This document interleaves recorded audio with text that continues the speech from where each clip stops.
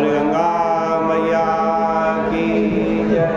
बोले सत्य सनातन धर्म की जय। बोले वैशाख महात्मा की जय। पतित पावनी कलिमल हारिणी मोक्षदायिनी मंगलकारिणी माँ गंगा मैया के इस पवित्रतम तीर्थ पर आप उपस्थित हैं। वैशाख का पावन महीना चल रहा है। वैशाख महात्म्य में आपने श्रवण किया कि शंख मुनि एक व्याध को वैशाख महात्म्य की कथा श्रवण करा रहे थे।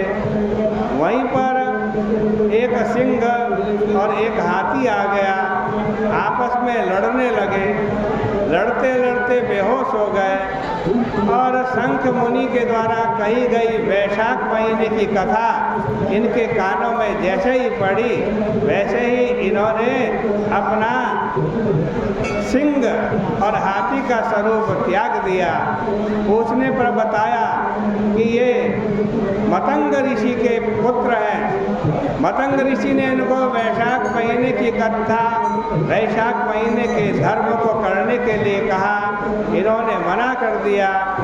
इन्हीं के पिता ने इनको श्राप दिया, एक को हाथी बनने का, एक को सिंह बनने का।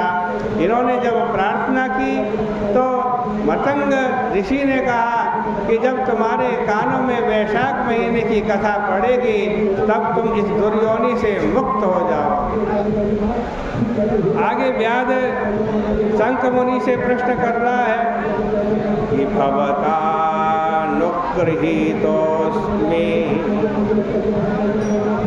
मुने पापोऽति दुष्टधि दयालवो महान्तो हि स्वभावादेव साधव भवा व्याधकुलीनोऽहं क्वच वामतिरिद्रसि केवलं भवतामेव मन्ये नुग्रहमुत्तमम्।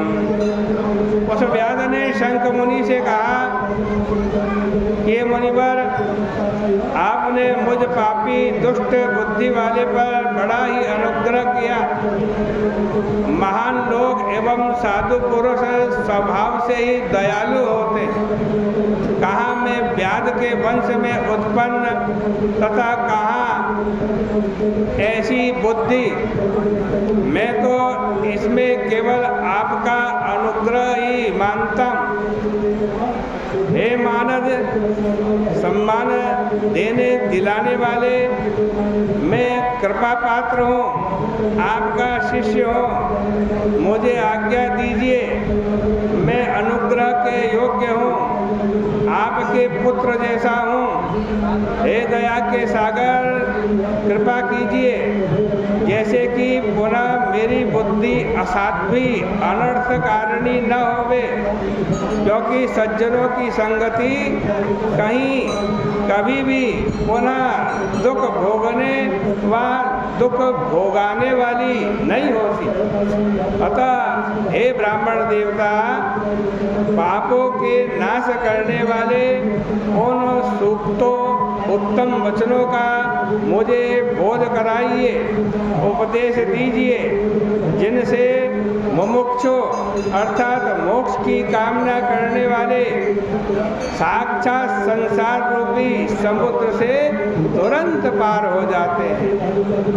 साधुओं, समभाव वालों एवं समस्त प्राणियों पर दया करने वालों के लिए न तो कुछ अधम है, न उत्तम है, और न कहीं कोई आत्मीय है और न कोई पराया है। इस प्रकार की खोज करता हुआ मनुष्य चित्त शुद्धि प्राप्त करता है। सभी दोषों से युक्त एवं सभी धर्मों से परिष्कृत भी मनुष्य जब जब पश्चाताप करके गुरु से पूछता है, तब तब गुरु आचार्य संसार से छुटकारा कराने वाले ज्ञान का उपदेश देते हैं। जिस प्रकार गंगा जी स्वभावतः मनुष्यों के पापों को नाश करने वाली है, उसी प्रकार इसमें संदेह नहीं कि मूढ़ों व मंदभाग्यों का उद्धार करना साधुओं का स्वभाव होता है।